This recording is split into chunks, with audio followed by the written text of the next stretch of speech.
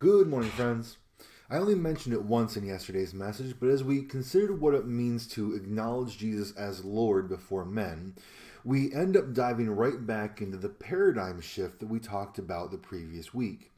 Because the more we understand our faith, the more we understand about our faith, the more we grow closer to Christ, uh, the more the way we think about everything changes.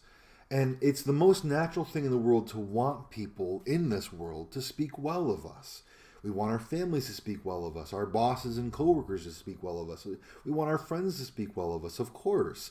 In the general sense, this is where the idea of reputation comes from. How do people speak of you? And the scriptures even tell us that one of the qualifications to be an elder in the church is to have a good reputation in the community. That people would speak highly of the potential elder. And so it's not that it's completely without merit, this idea that we would have people speak well of us.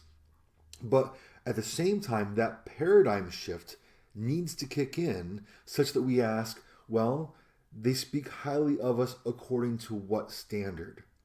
Because to go back with the example of an elder who's required to have a good reputation in the outside community, well, if upon examination of this potential elder, it seems like they have a bad reputation in the community, but it's a bad reputation because people speak negatively about him because he's so backward, he's so intolerant, he's so full of hate because he holds firmly to those archaic beliefs from the Bible about heterosexual monogamous marriage and that parents should be chiefly responsible for raising and educating their own children and so on. Well, if that's the response the world gives, I can't think of any higher praise that could be heaped on that particular man, presuming, of course, that he is not being belligerent and obnoxious and harsh in holding these views.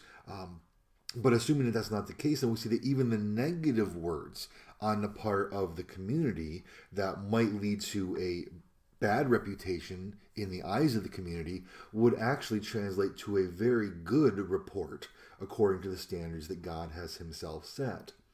And so having people speak well of us is only worthwhile if the well speaking is based on God's standard of what is actually worthy of praise. Because we can consider the flip side. I once heard of a Christian missionary that had spent decades in a region of the world that was quite hostile to the gospel of Christ, and yet he had been there for, again, decades, and so everybody was in awe that he had been able to stay in that place for so long without anything really bad happening. Well, when that missionary retired and came home from the mission field, his replacement obviously went and took his place and was told by everyone there in that community of how the previous missionary was loved by all, that he was the most kind, loving, generous man, and everyone was sorry that he was gone. But then this replacement missionary began his own ministry among these very same people, and he quickly found out that all those folks who absolutely adored the previous missionary, they had no clue what the gospel was, because the previous missionary had never given them the gospel. You see, that man had earned himself a high reputation in the community so that everyone spoke well of him, but he did it by hiding the light of Christ. He never actually did what he was supposedly there to do. He never shared the gospel. He never declared that Jesus is Lord.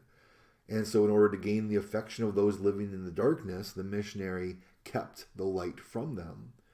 But is that what missionaries are for? Is that what any of us are for? Is that what any of us has been called to do? No, not at all.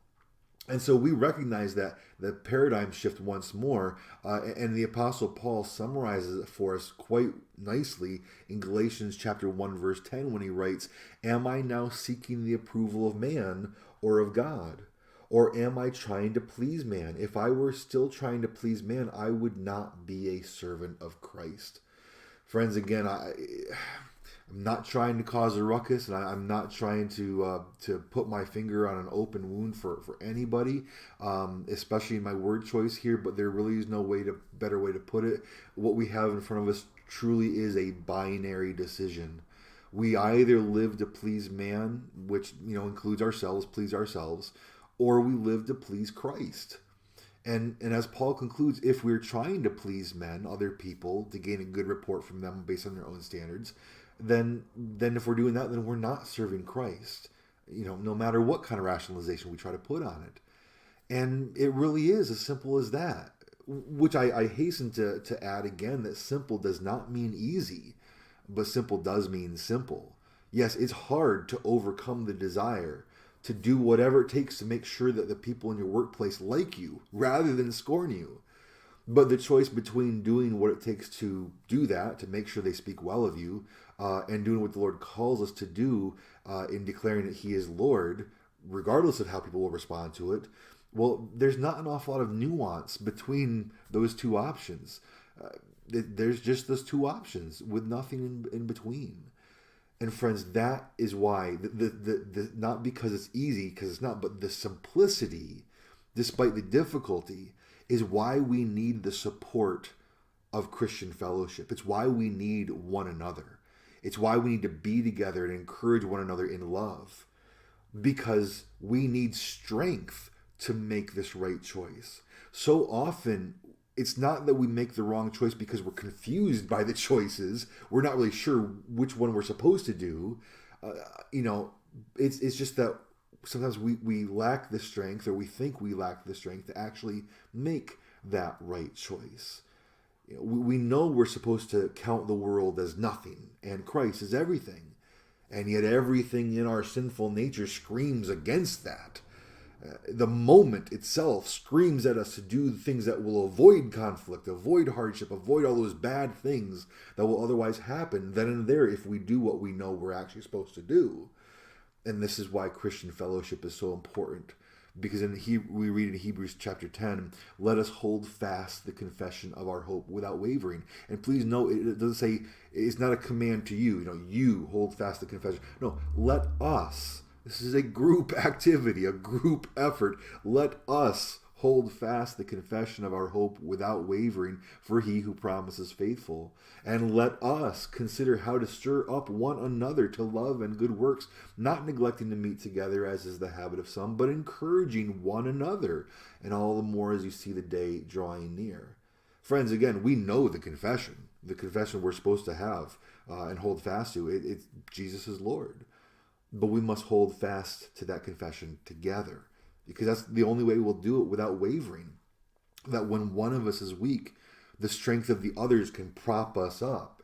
Such that when we regain our strength and somebody else falls into a time of weakness, well, we can return the favor.